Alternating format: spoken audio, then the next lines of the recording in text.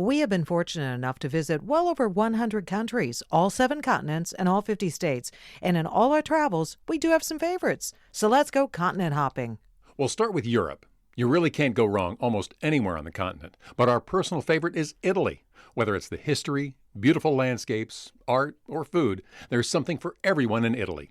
Starting in the north, there's fabulous Venice, Milan, and the Lakes region, the archaeological site of Pompeii and the gorgeous Amalfi Coast to the south, and of course, Rome, Florence, and Tuscany. In the northwest, we visited the UNESCO World Heritage Site of Cinque Terre, where there are 5 towns linked for generations only by a hiking trail.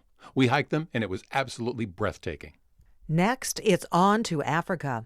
Although we've loved going on safaris in different countries, our favorite experience was gorilla trekking in Rwanda.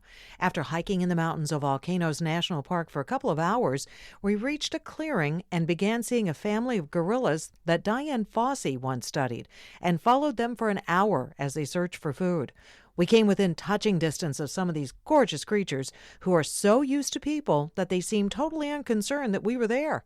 Not only was it a fabulous experience, but trekking fees go toward the preservation of the gorillas, whose numbers, once declining, have increased substantially in recent years. Pack your bags again. We're off to Asia.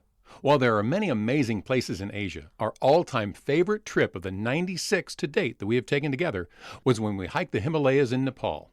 It began with a rather scary landing at the world's most dangerous airport in Lukla, Nepal, where we started our journey toward the mountain village of Namche Bazaar to see Mount Everest. It was days of climbing with vistas that are beyond description, the cleanest air you've ever experienced, and friendly people in the villages along the way. We reached our goal of viewing Mount Everest before climbing our way back to Lukla. It was difficult and exhausting, but so incredibly beautiful and rewarding. No journey around the world is complete without a stop down under. Australia and New Zealand are worth the very long trip. Sydney is a top 10 city in the world with its beautiful harbor featuring the Opera House and Sydney Bridge, which we climbed. New Zealand has lovely cities, but the thing not to miss is sailing through the gorgeous sounds. It's time to come back to our side of the world. There are lots of great places to visit in South America, but a trip to the Galapagos Islands should be on everyone's bucket list. Not only are the animals you find there unusual and found nowhere else on Earth, they're also not afraid of people, so you can get up close to them without them running away. We saw the famous giant Galapagos tortoises and swam with baby sea lions, an all-time great experience.